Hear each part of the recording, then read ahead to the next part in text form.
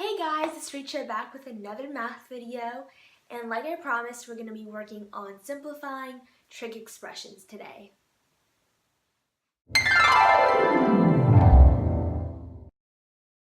Alright, so there's two main things that you need to remember when verifying or simplifying trig functions, which are your three trig identities: cosine squared alpha plus sine squared alpha equals 1, tan squared alpha plus 1 equals secant squared alpha, and 1 plus cotangent squared alpha equals cosecant squared alpha.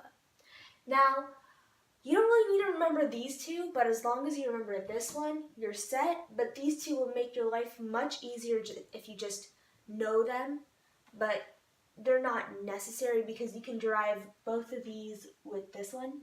So, it's up to you. And the second one is put everything into terms of sines and cosines. So when you're given tangent, change it into sine over cosine. And actually, funny story, when I was first learning trig, I used to put everything in terms of opposite, adjacent, and hypotenuse rather than sines and cosines. I eventually got the right answer, but it's not proper grammar, so don't do it. Just leave everything in terms of sines and cosines and reduce it that way. Alright, so let's try an example. We'll start easy at first. Secant alpha minus sine alpha times tan alpha.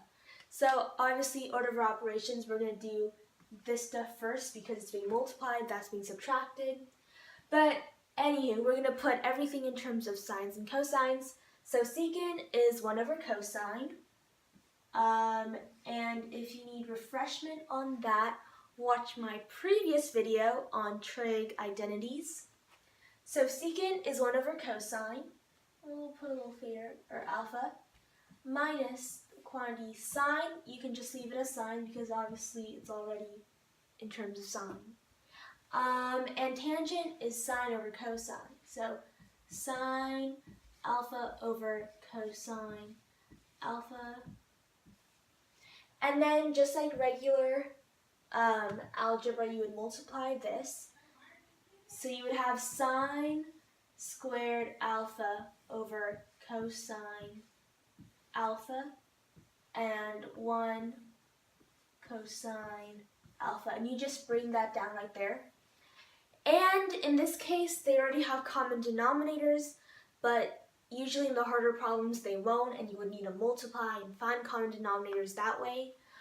But this already does, so you just subtract across. So you have 1 minus sine squared on the top. 1 minus sine squared alpha over cosine alpha. And hey, if you remember, 1 minus sine squared is one of our trig identities that red flag, which is really important that you recognize this. Otherwise, you're going to be staring at this forever and you're not going to know what to do next unless if you have those trig identities memorized. So 1 minus sine squared alpha equals cosine squared alpha. So you just bring that down here over cosine alpha, and then that reduces to just cosine alpha. And that would be your answer. You would just leave it like this. Some teachers aren't too particular about making sure that you have your alphas while you're doing your work, but some teachers are. So just ask your teacher whatever works for him or her. But yeah, that's how you get your answer. Alright, so here's another problem. First step is to put everything in terms of sines and cosines. So cosine is already in terms of sines and cosines. So I'm just going to bring that down here. Cosine alpha. Secant is 1 over cosine. So times 1 over cosine alpha. Minus, that's all being multiplied, minus cosine alpha over secant alpha. So we keep the cosine alpha. And then secant is 1 over cosine, so that's 1 over cosine alpha. That's pretty complex, but we'll work on that later. That is really easy. These two cross out, and then you just have 1. Now, this is a really important thing. A lot of people, they see this and they're like, oh, it just doesn't matter, and they totally forget that there's a 1 here. The 1 does have value. I know when you're working with algebra and things cancel out, you're like, oh, 1x, I can just drop the 1 and it just becomes x. But you can't do that when you're working with trig. 1 means something and you can't just drop it off if things cancel out like that. So remember, the 1 stays. And then let's work on this here. So cosine, this is the same thing as saying cosine alpha divided by 1 over cosine alpha.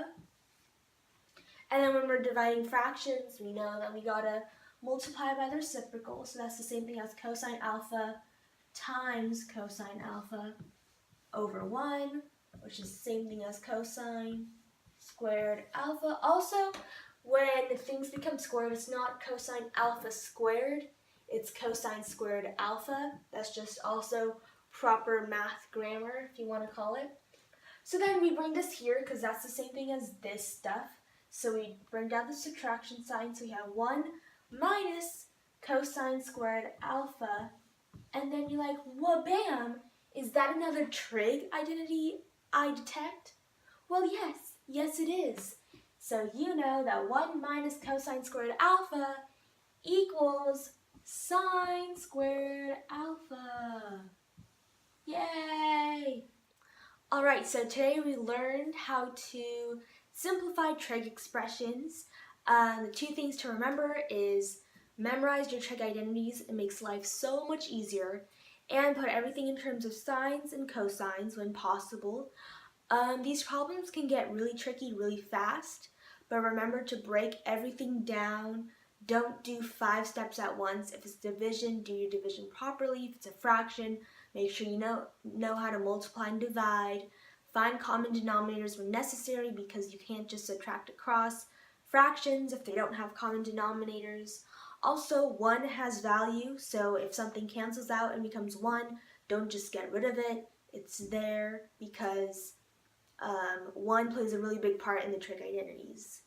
So I hope you guys learned something or this video was helpful. If so, please subscribe to my channel and hit the big thumbs up button. If you have any questions or concerns, please leave it in the comments below. Thank you. Bye.